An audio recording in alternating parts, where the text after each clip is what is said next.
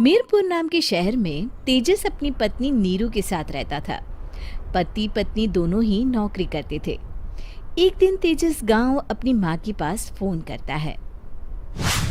Hello, प्रणाम माँ। जीते रहो माँ, तुम दादी बनने वाली हो हैं? अरे वाह, ठीक है बेटा, मैं कल ही आती हूँ। जब माँ जी शहर पहुंची तो बेटे बहू ने बहुत अच्छे से स्वागत किया।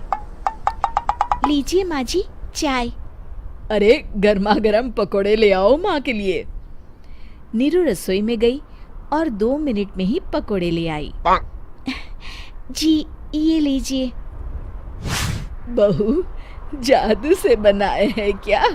अभी तो रसोई में गई थी। यम्मी। माँ जी, शीला रसोई में पकोड़े तल रही है, मैं बस लेकर आई। हे भगवान, मेरा धर्म भ्रष्ट कर दिया तूने। अब तो गंगा जल से शुद्धिकरण करना होगा। दूसरे दिन, माँ जी मैंने नाश्ता बना दिया है, ऑफिस जा रही हूँ। पर अभी तो घर का सारा काम पड़ा है।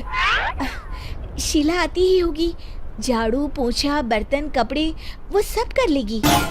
हमारे जमाने में घर का सारा काम हम ही करते थे। जी माँ जी, आप बहुत होशियार हैं, मैं घर ऑफिस दोनों नहीं संभाल पाती। तो जरूरत क्या है घर से बाहर जाकर चाकरी करने की? वैसे भी घर का काम खुद करने से घर में बरकत आती है, समझी? पर माँ जी। पर वर कुछ नहीं, इस महीने की पगार मिले फिर ऑफिस बंद। हाँ। रात को नीरू तेजस से कहती है, सुनिए जी, माँ जी बोल रही थी कि मैं नौकरी छोड़ दूं। वैसे ठीक ही तो है, अभी तुम्हें आराम की जरूरत है। फिर भी आराम कहाँ, शीला को छुड़ाने के लिए बोल रही थी। तो अब 24 घंटे में इतना काम तो कर ही सकती हो। पर जॉब पसंद है मुझे, घर पर मन नहीं लगेगा। अगले दिन जब दोनों ऑफिस के लिए निकल रहे थे, मेरी तो कोई कीमत ही नहीं है इस घर में।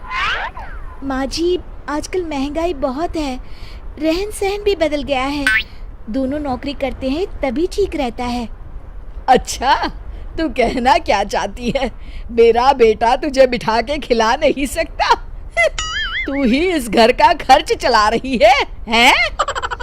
नहीं माँ जी, मेरा वो मतलब नहीं था।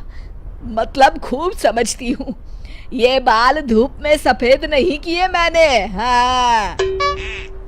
अब तो ये रोज का काम हो गया था। तेजस भी रोज की झिकझिक से परेशान हो गया था।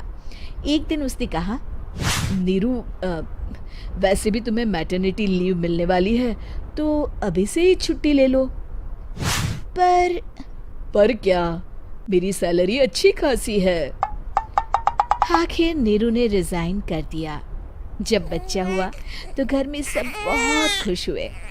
कुछ दिनों बाद तेजस फाइल देख रहा था। क्या हुआ तेजस, कुछ परेशान लग रहे हो? हाँ, वो हमारी जितनी सेविंग्स थी वो तो हॉस्पिटल में और छठी के फंक्शन में खत्म हो गई है नीरू। और अभी वैसे मंदी चल रही है तो मैं बोल रही थी कल मुन्ना को हेपेटाइटिस का टीका लगवाना है। नीरू, क्या पोस्टपोन नहीं कर सकते? नहीं जी, बिल्कुल नहीं। अब तेजस को समझ में आ रहा था कि उससे गलती हुई है। पैसों की कमी का असर घर के माहौल पर भी पड़ रहा था।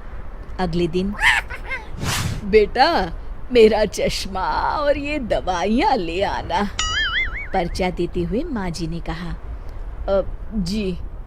तेजस, मुन्ना के लिए दूध का डिब्बा और डायपर भी ले आना, और ये किराने के सामान की लिस्ट है, इसे भी लाना है।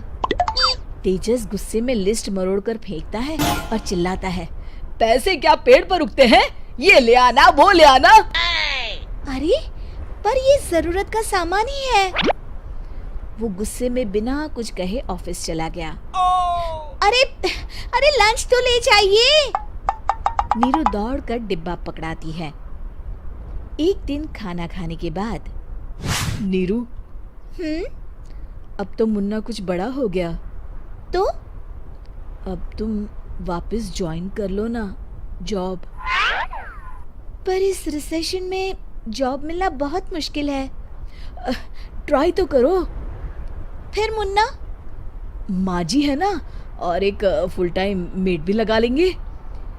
पर माँ जी, उन्हें तो पसंद नहीं। तभी माँ जी वहाँ आ जाती है और प्यार से नीरू के सर पर हाथ फेरते हुए बोलती है, अब मेरी समझ में आ गया बहू, पहले के और अब के समय में अंतर है। तुम काम शुरू करो, मुन्ना की जिम्मेदारी मेरी। मेरी प्यारी माँ जी। ये कहकर नीरू उनके गले लग गई। शिक्षा, परिवर्तन संसार का नियम है, हमें भी समय के साथ चलना चाहिए। उम्मीद है कि आपको हमारी ये कहानी पसंद आई होगी। कृपया हमारे चैनल को सब्सक्राइब करें और सभी अपडेट्स के लिए बेल आइकन जरूर क्लिक करें। और हाँ, वीडियो लाइक और शेयर करना मत भूलिएगा। Bye bye.